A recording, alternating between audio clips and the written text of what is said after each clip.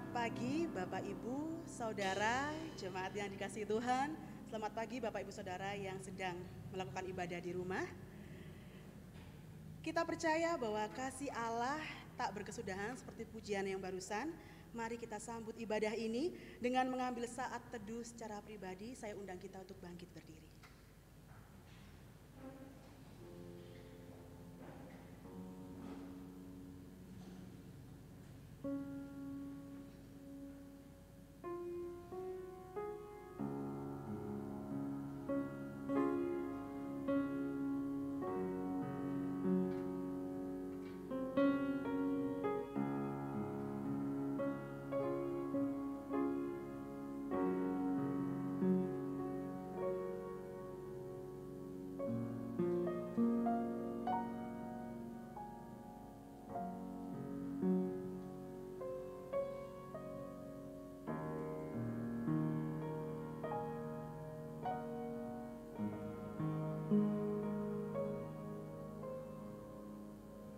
Marilah kita sujud menyembah, berlutut di hadapan Tuhan yang menjadikan kita. Pertolongan kita adalah dalam nama Tuhan yang menjadikan langit dan bumi. Kasih karunia dan damai sejahtera dari Allah Bapa kita dan dari Tuhan Yesus Kristus menyertai kamu. Saat ini bersama kita akan membacakan bacaan berbalasan. Silakan jemaat dapat membacakan bagian yang J dan saya akan membacakan bagian yang B. Saya akan mulai terlebih dahulu. Jadilah bagiku gunung batu, tempat perlindungan, kubu pertahanan untuk menyelamatkan aku. Dan oleh karena namamu, engkau akan menuntun dan membimbing aku. Bila ia berseru kepadaku, aku akan menjawab. Aku akan menyertai dia dalam kesesakan. Aku akan meluputkannya dan memulihkannya. Ingatlah segala rahmat-Mu dan kasih setiamu ya Tuhan.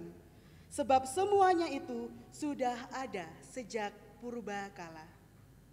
Mataku tetap terarah pada Tuhan, sebab ia mengeluarkan kakiku dari jaring. Bersukacitalah bersama-sama Yerusalem, dan bersorak-soraklah karenanya, hai semua orang yang mencintainya.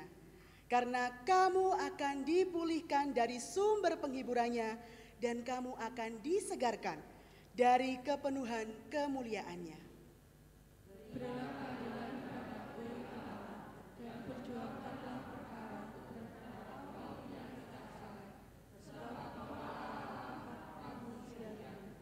Hosana bagi anak Daud, diberkatilah dia yang datang dalam nama Tuhan.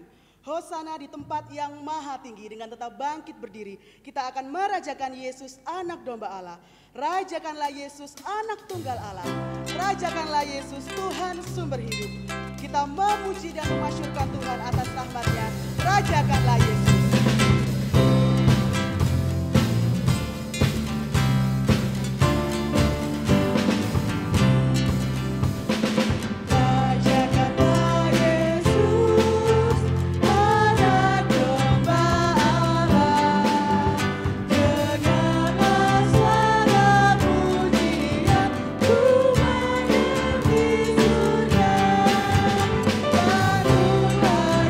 Jiwaku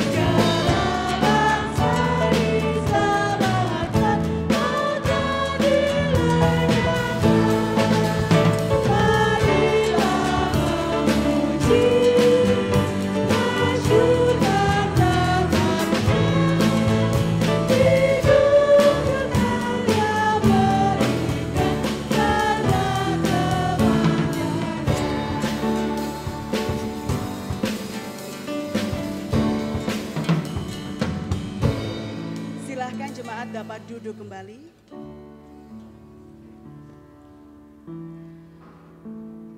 Kasih Tuhan telah terbukti seperti yang kita tahu melalui penebusan dosa dengan kematiannya di kayu salib.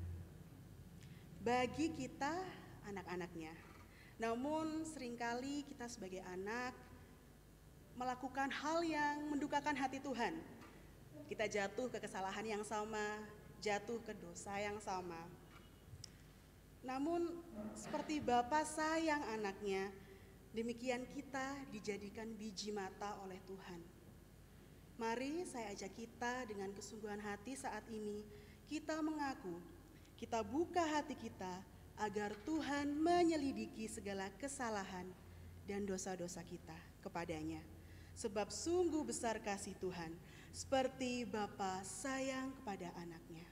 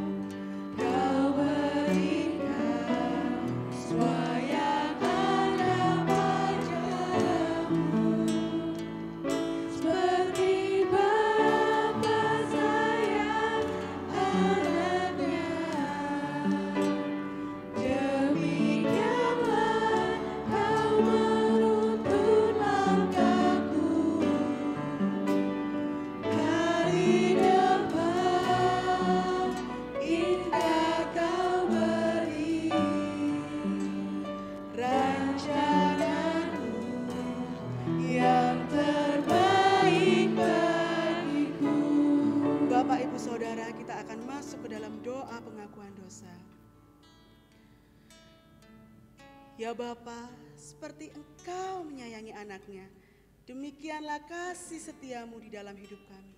Kami mengucap syukur Tuhan atas segala berkat anugerah-Mu hingga sampai hari ini. Tuhan, saat ini kami hadir ke hadapan tahta-Mu.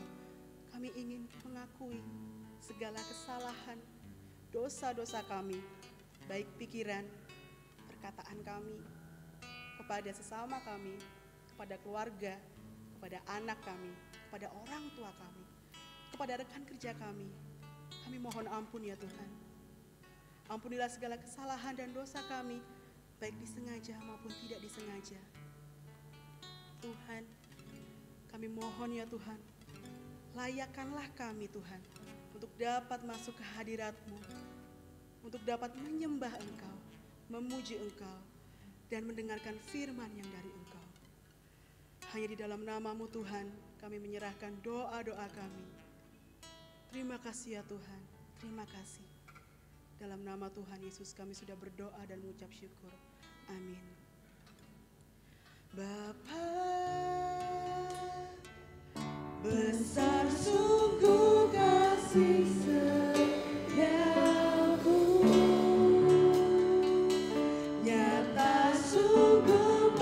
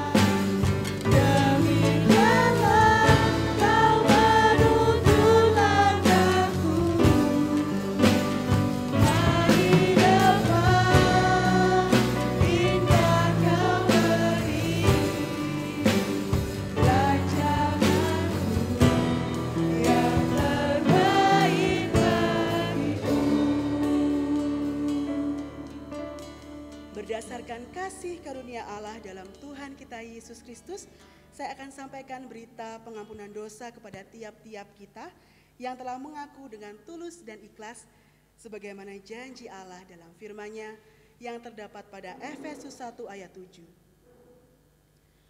Sebab di dalam Dia dan oleh darah-Nya kita beroleh penebusan, yaitu pengampunan dosa menurut kekayaan kasih karunia-Nya. Marilah kita mendengarkan petunjuk hidup baru sebagaimana tertulis dalam 1 Yohanes 4 ayat 11. Saudara-saudaraku yang kekasih, jikalau Allah sedemikian mengasihi kita, maka haruslah kita juga saling mengasihi. Saat ini kita mengundang kita bangkit berdiri bersama dengan umat kudus Allah sepanjang abad. Marilah kita mengikrarkan pengakuan iman kita sebagai berikut. Pengakuan iman rasuli. Aku percaya kepada Allah, Bapa yang Maha Kuasa, Khalik langit dan bumi, dan kepada Yesus Kristus, anaknya yang tunggal Tuhan kita, yang dikandung dari Roh Kudus, lahir dari anak darah Maria, yang menderita sengsara di bawah pemerintahan Pontius Pilatus, disalibkan, mati dan dikuburkan, turun ke dalam kerajaan maut. Pada hari yang ketiga, bangkit pula dari antara orang mati. Duduk di sebelah kanan Allah, Bapa yang Maha Kuasa, dan dari sana Ia akan datang untuk menghakimi orang yang hidup dan yang mati. Aku percaya kepada Roh Kudus, gereja yang kudus dan am, persekutuan orang kudus, pengampunan dosa, kebangkitan tubuh, dan hidup yang kekal. Amin. Silahkan duduk kembali.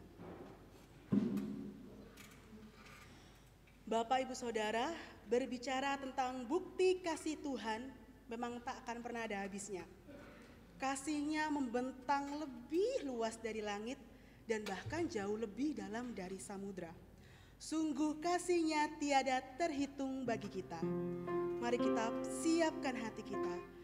Kita mau pujikan kasih Tuhan.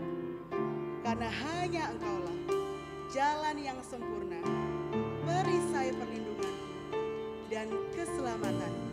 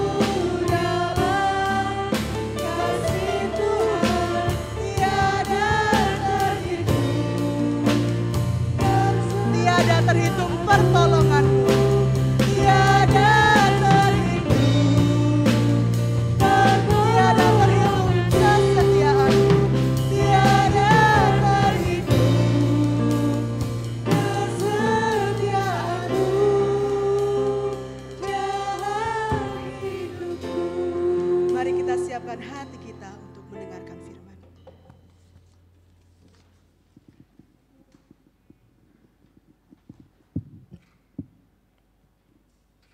Kami bersyukur untuk kasih Tuhan yang begitu besar kepada setiap kami. Kami bersyukur untuk kasih yang sempurna yang boleh Tuhan nyatakan kepada setiap kami. Tuhan, terima kasih jika hari ini kami diberikan kesempatan untuk kami boleh kembali mempelajari Injil.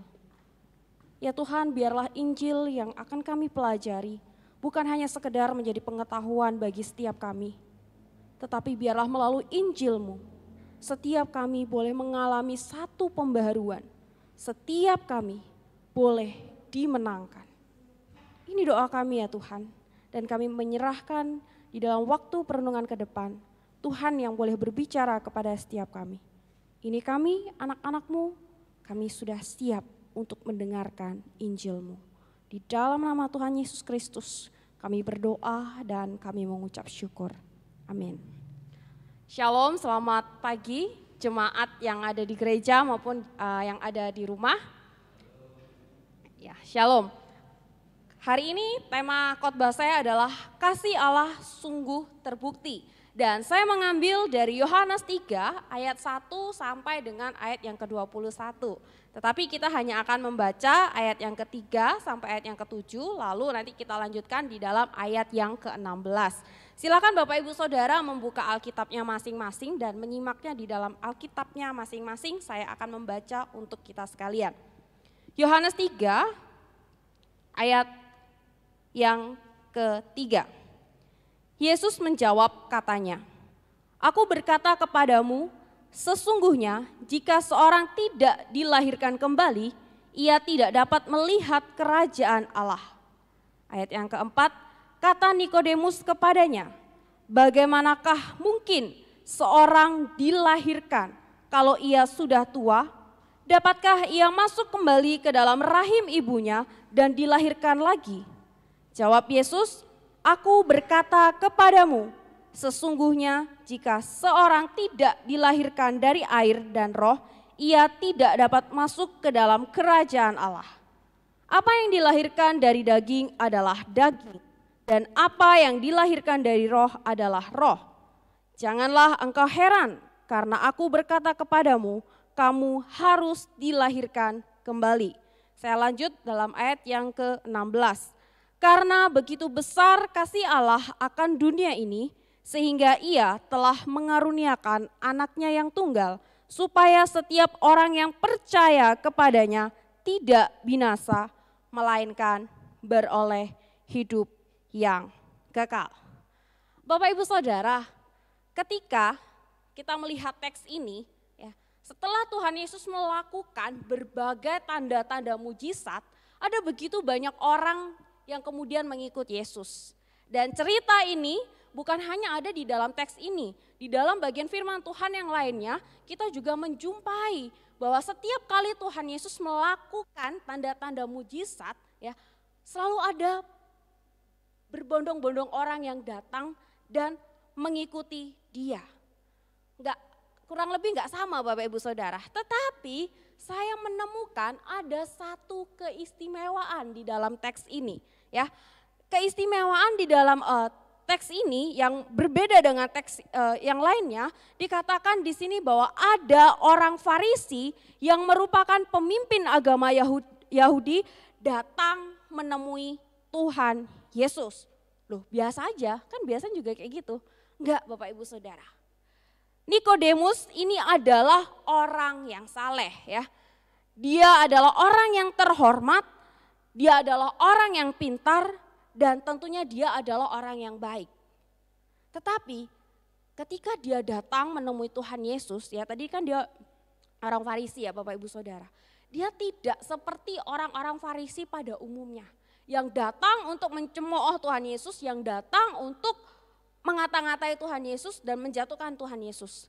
Tetapi Nikodemus ini datang kepada Tuhan untuk memberikan satu pengakuan yang baik kepada Tuhan Yesus. Inilah bedanya teks ini dengan teks yang lainnya. Bukankah ini satu hal yang langka Bapak Ibu Saudara?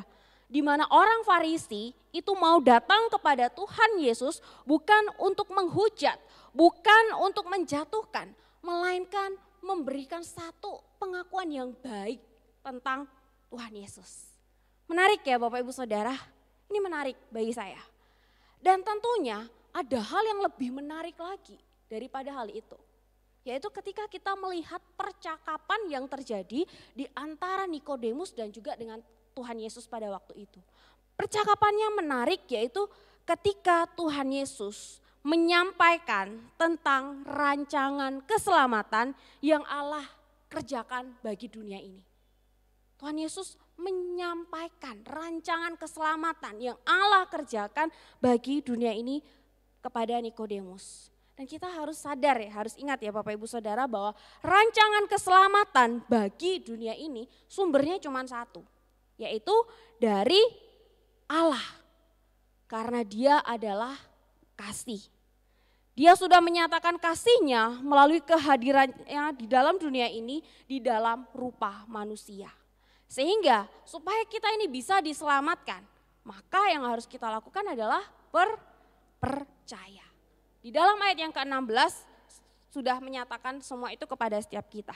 Nah Bapak Ibu Saudara, kita perhatikan di dalam ayat yang ke-16, dunia, ya ada kata dunia di situ. Dunia yang dimaksudkan di sini itu lebih menunjuk kepada umat manusia. Jadi kasih Allah kepada umat manusia. Di sini Bapak Ibu Saudara, Allah merindukan, Allah menginginkan agar kita manusia itu bisa diselamatkan. Dan nantinya Allah itu menjadi Tuhan kita. Dan juga kita pada akhirnya menjadi umat Allah. Oleh sebab itulah Allah mengirimkan anaknya yang tunggal ke dalam dunia ini untuk engkau dan saya. Bapak Ibu Saudara, ini adalah misi yang harus dilakukan oleh Allah. Misi ini adalah misi yang harus ya dilakukan oleh Allah karena mengetahui kegagalan manusia untuk mengatasi masalah terbesar manusia yaitu apa? Dosa. Ini adalah hal yang serius Bapak Ibu Saudara. Tetapi ada hal yang lebih serius yaitu ketika kita tidak menyadari bahwa dosa itu begitu berbahaya. Oke? Jadi dosa itu adalah satu hal yang serius.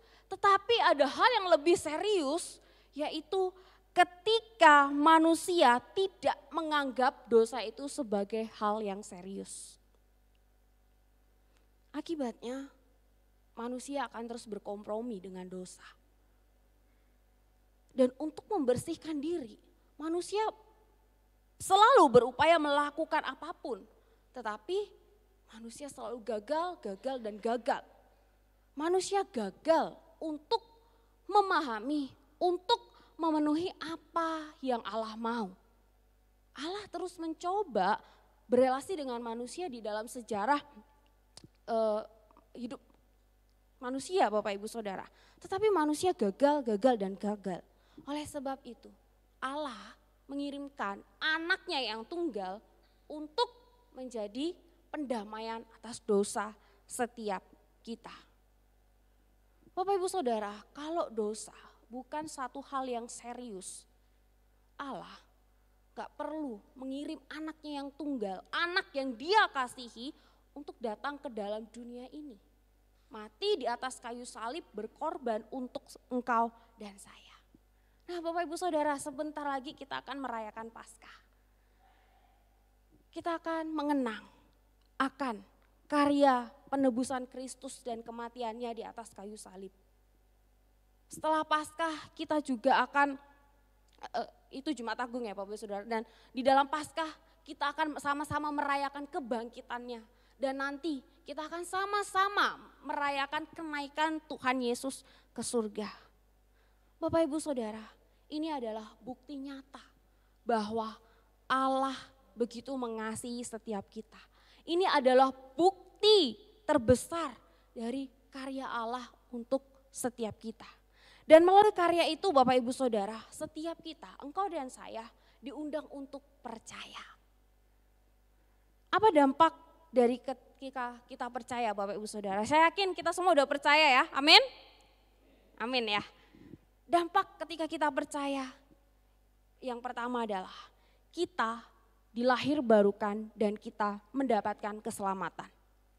Ayat yang kelima dan di dalam Yohanes 1 ayat yang ke-12 Bapak Ibu Saudara bisa lihat di situ. Lahir baru yang dimaksudkan di sini bukan seperti yang dipahami oleh Nikodemus pada awalnya yang memahami bahwa lahir baru secara lahiriah ya Bapak Ibu Saudara, tidak seperti itu.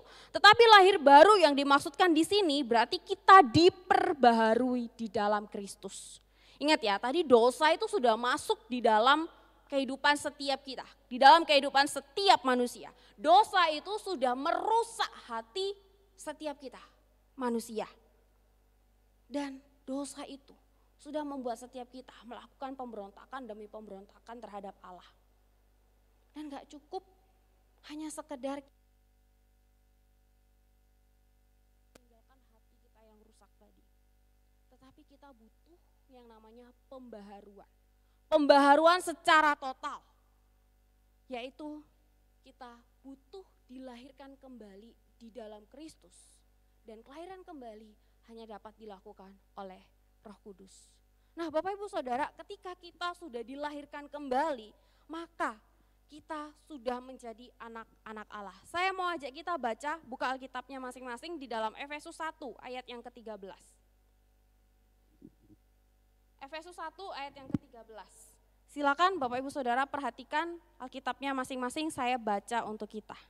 Di dalam Dia kamu juga, karena kamu telah mendengar firman kebenaran, yaitu Injil keselamatanmu, di dalam Dia kamu juga ketika kamu percaya, kamu dimeteraikan dengan Roh Kudus yang dijanjikannya itu.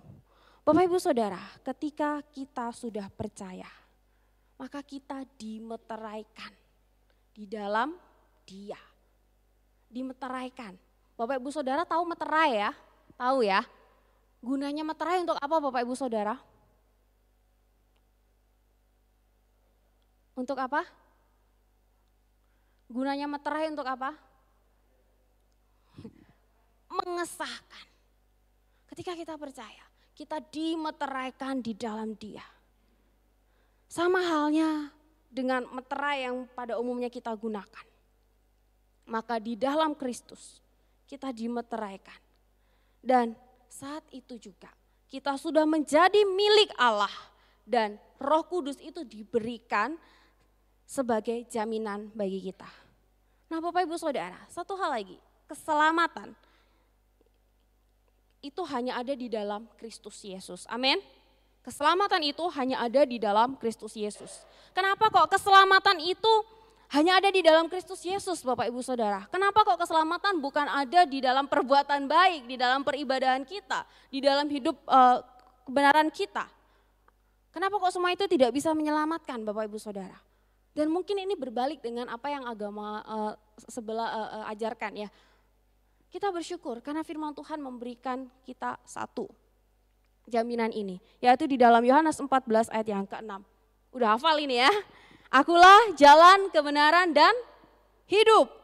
Tidak ada seorang pun yang datang kepada Bapa kalau tidak melalui aku. Bapak Ibu Saudara, perbuatan baik tidak bisa membawa kita kepada keselamatan. Kalau perbuatan baik bisa membawa kita pada keselamatan, mungkin Nikodemus tadi adalah salah satu orang yang bisa memenuhi ya persyaratan itu.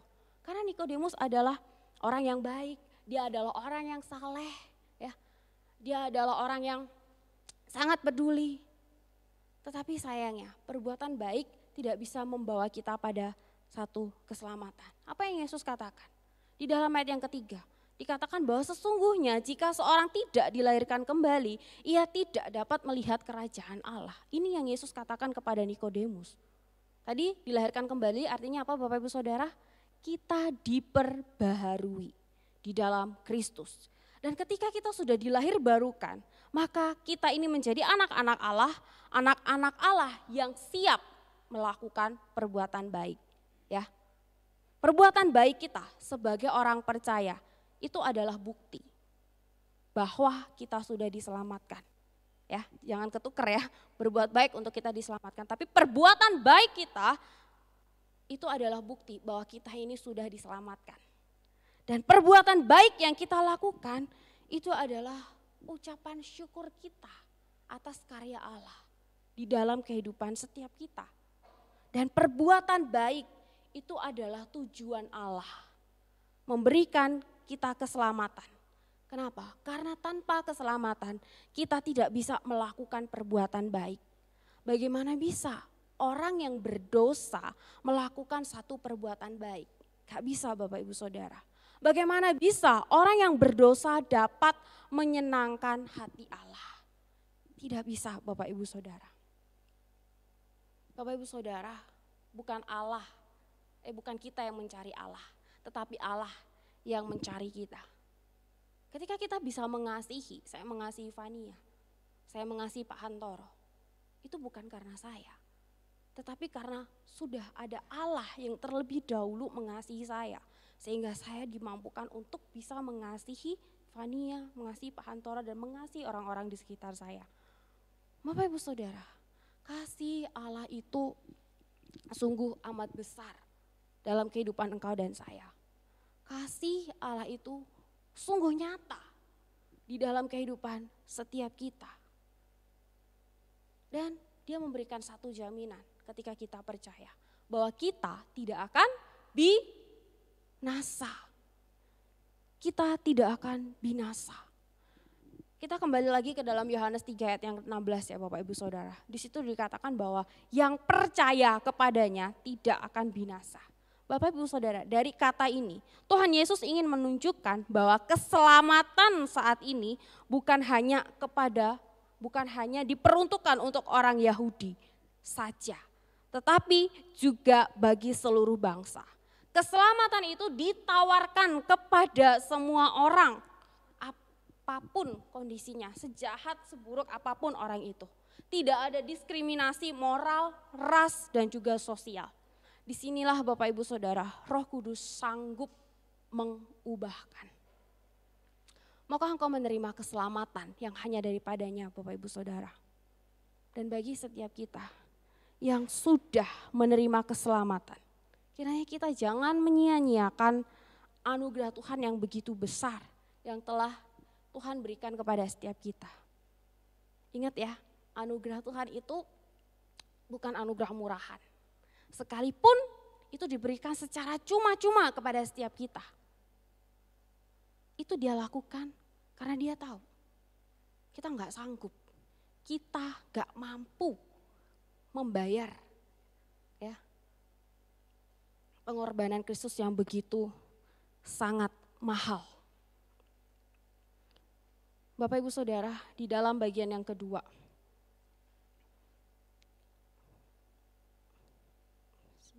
sebentar ya Bapak Ibu ya.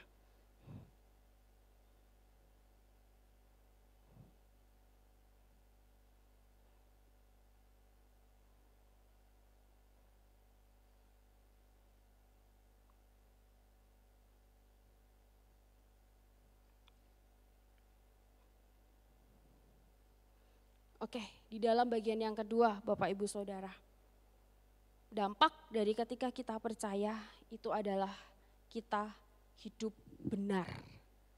Kita menghidupi kebenaran. Saya mau ajak kita untuk melihat di dalam ayat yang ke-21. Mari kita perhatikan di dalam Yohanes 3 ayat yang ke-21. Oke, saya baca untuk kita sekalian. Tetapi barang siapa melakukan yang benar, ia datang kepada terang, supaya menjadi nyata bahwa perbuatan-perbuatannya dilakukan dalam Allah. Tetap kita perhatikan di dalam ayat yang ke-21, lalu kita melihat di dalam ayat yang ke-19. Di dalam ayat yang ke-9 dikatakan bahwa orang yang jahat akan membenci terang dan tidak mau datang kepada terang itu supaya kejahatannya tidak kelihatan. Ya, kebalik ya Bapak Ibu Saudara, kontras ya antara ayat 19 dan ayat yang ke-20. Di dalam ayat yang ke-21, kalau kita sudah percaya, maka kita akan mendekat kepada terang. Dengan demikian Bapak Ibu Saudara, jelas bahwa ketika kita menjadi orang percaya, maka hidup kita adalah hidup yang memenuhi kebenaran, hidup di dalam kebenaran. Dan sudahkah kita menghidupi kebenaran itu Bapak Ibu Saudara? Sudahkah kita secara rutin, secara pribadi, kita membaca firman Tuhan setiap hari, kita berdoa, kita memperhatikan sesama kita. Sudahkah hidup kita setiap hari senantiasa takut akan Tuhan dalam sekolahmu, dalam pekerjaanmu, dalam pelayananmu, dan dalam apapun? Bapak Ibu Saudara, manusia lama kita sudah berlalu. Saat ini ketika kita percaya kepada Tuhan, kita sudah mengenakan manusia baru kita. Kemarin malam, waktu lagi makan malam, mami angkat saya tanya gini, Cak, kalau kita udah percaya Tuhan, kan kita udah diselamatkan. Ini cuma diskusi sih sebenarnya Bapak Ibu Saudara. Kita udah percaya Tuhan, kita udah diselamatkan. Lalu ngapain kita berdoa? Ngapain kita baca Alkitab? Masih perlu gak sih kita baca Alkitab? Masih perlu gak sih kita berdoa? Mari kita renungkan pertanyaan ini Bapak Ibu Saudara. Lalu yang kedua, mami saya tanya gini, Cak, kalau kita ini ya gak baca Alkitab, kita gak berdoa ya, kita gak pelayanan, tapi hidup kita benar ya, kita hidup gak ngibahin orang, gak gangguin orang, gak ngefitnah orang, pokoknya hidup kita baik deh. Dibandingkan dengan kita baca Alkitab, kita berdoa, kita pelayanan, tapi hidup kita gak benar, mana yang lebih baik? Mengerti ya Bapak Ibu Saudara antara pertanyaan pertama dan pertanyaan yang kedua? Mari kita renungkan. Jika pertanyaan ini saya berikan kepada Bapak Ibu Saudara, apa yang menjadi jawaban Bapak Ibu Saudara? Mana yang lebih baik Bapak Ibu Saudara? Yang pertama apa yang kedua?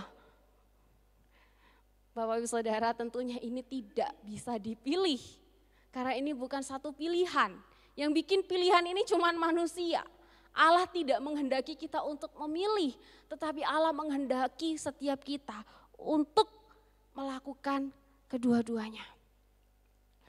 Allah menghendaki kita untuk hidup selaras. Kita baca firman Tuhan, kita berdoa, kita pelayanan, tetapi kita juga hidup benar di dalam kehidupan kita hari lepas hari. Hidup kita melakukan kehendak Tuhan di dalam firman-Nya. Allah sudah mencurahkan kasih-Nya yang begitu besar kepada engkau dan saya Bapak Ibu Saudara.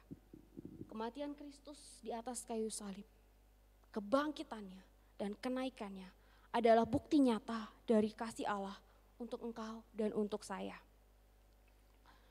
Engkau dan saya yang seharusnya binasa karena dosa, tetapi Allah mengasihi setiap kita. Dan melalui karyanya kita diundang untuk kita percaya, untuk kita diperbaharui di dalamnya.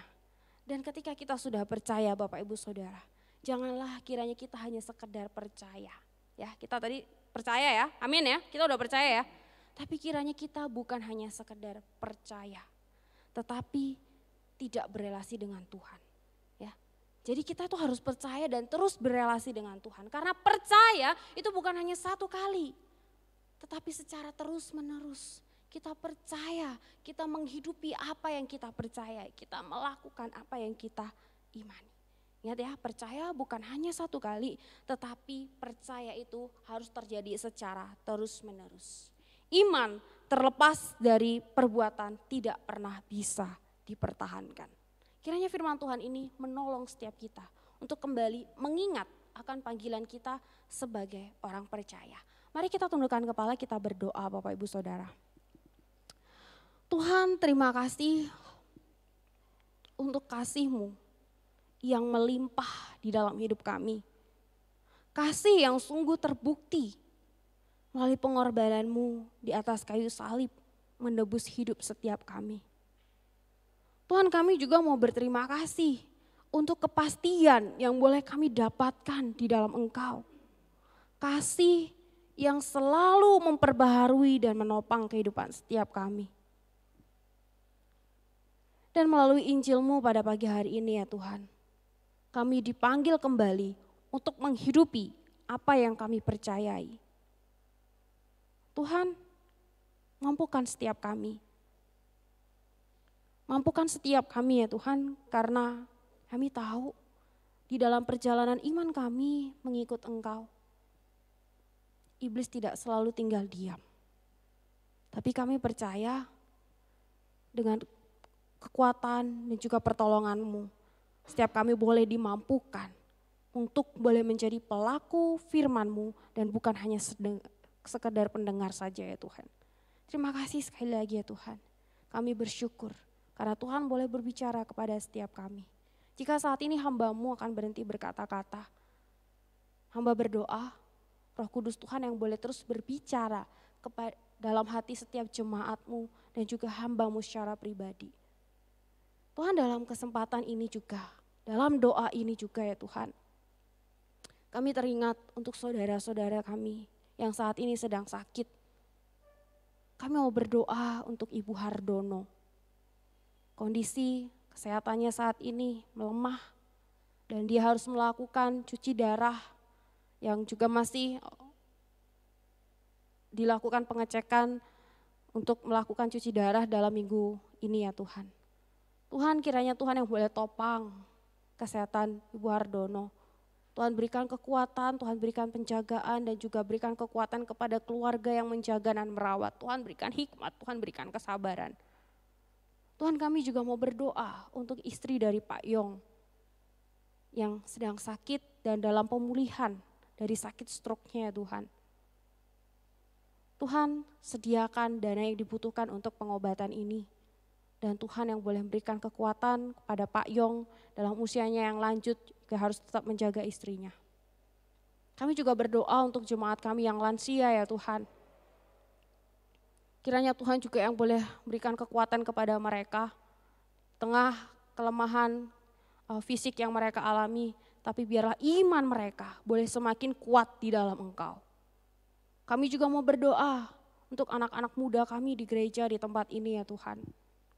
Tuhan, di tengah segala tantangan zaman yang ada, kiranya Tuhan yang boleh terus bentengi, Tuhan yang boleh terus utus para anak muda-Mu di tempat ini untuk boleh menjadi saksi Kristus yang berbuah dan membawa puji harum kemuliaan bagi Tuhan. Berkati mereka di dalam pergumulan pekerjaan mereka, berkati mereka di dalam pergumulan pasangan hidup mereka. Berkati mereka ya Tuhan dalam masa muda mereka. Kami juga mau berdoa ya Tuhan untuk komisi sekolah minggu. Yang mungkin sudah 1 tahun ini ya Tuhan mereka tidak bisa sekolah minggu sebagaimana biasanya di gereja. Tapi kami bersyukur melalui media yang Tuhan gunakan mereka boleh berkumpul setiap minggunya. Tuhan bentuk setiap mereka melalui firman yang disampaikan setiap minggunya. Untuk mereka boleh semakin mengenal Engkau, untuk mereka boleh semakin cinta kepada Engkau. Dan kami berdoa untuk orang tua yang Tuhan percayakan kepada mereka, untuk boleh tetap setia mendampingi mereka. Dan Tuhan berkati para guru-guru sekolah minggu, hamba Tuhan yang melayani. Tuhan, kami berdoa untuk komisi pria, kiranya Tuhan juga yang boleh memberkati komisi ini ya Tuhan. Bahwa setiap para ayah, para papa di dalam komisi ini untuk boleh menjadi pemimpin-pemimpin yang takut akan Tuhan. Dan Tuhan yang boleh berkati pekerjaan mereka, kehidupan rumah tangga mereka, di dalam segala pergumulan yang mereka saat ini hadapi. Tuhan, kami juga mau berdoa untuk hamba Tuhan dan juga majelis dari gereja di tempat ini. Dalam segala pelayanan yang Tuhan percayakan, mari Tuhan bekerja, mari Tuhan campur tangan. Pakai setiap hamba-hamba-Mu untuk boleh memperluas akan kerajaan Allah bagi gereja-Mu di tempat ini. Berkati juga Tuhan terkhusus untuk para majelis di dalam pembagian waktu mereka, baik pelayanan, keluarga dan juga pekerjaan mereka. Tuhan, pimpin, Tuhan berikan hikmat. Tuhan, inilah doa syafaat kami yang kami bawa ke dalam tangan kuasa-Mu ya Tuhan. Tuhan yang boleh menjawab sesuai dengan waktu dan rencana Tuhan. Ini doa kami di dalam satu nama Tuhan Yesus Kristus, Allah kami yang hidup, sumber segala berkat. Kami berdoa dan kami mengucap syukur. Amin. Selamat pagi, Tuhan Yesus memberkati kita. Shalom.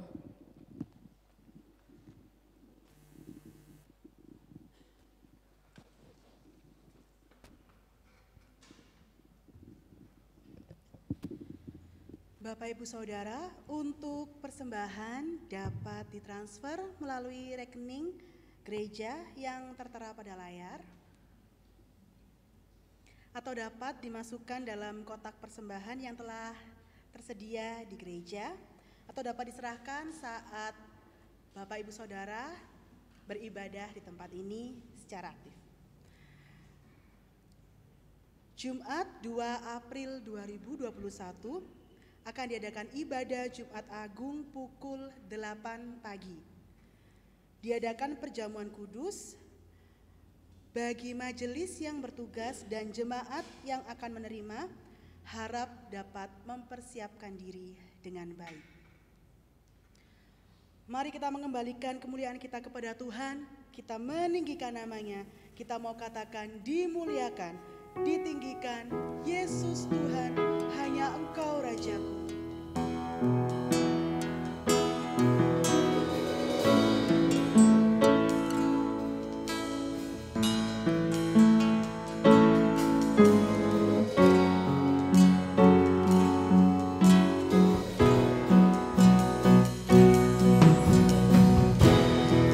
Dimuliakan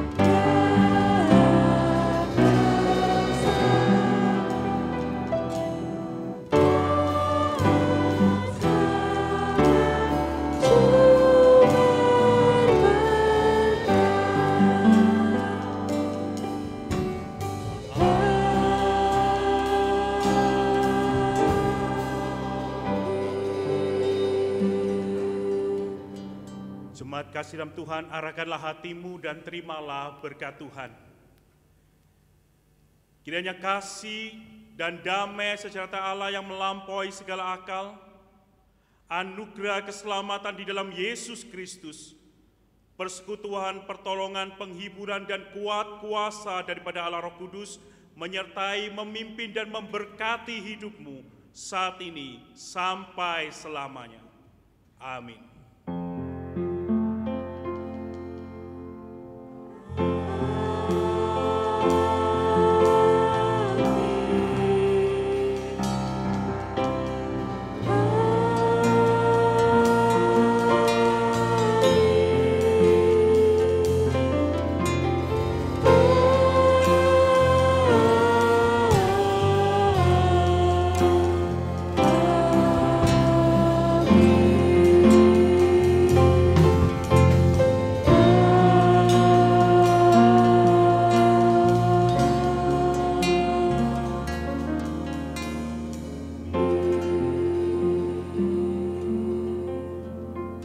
Silakan duduk, silakan ambil saat teduh, ibadah selesai. Tuhan Yesus memberkati.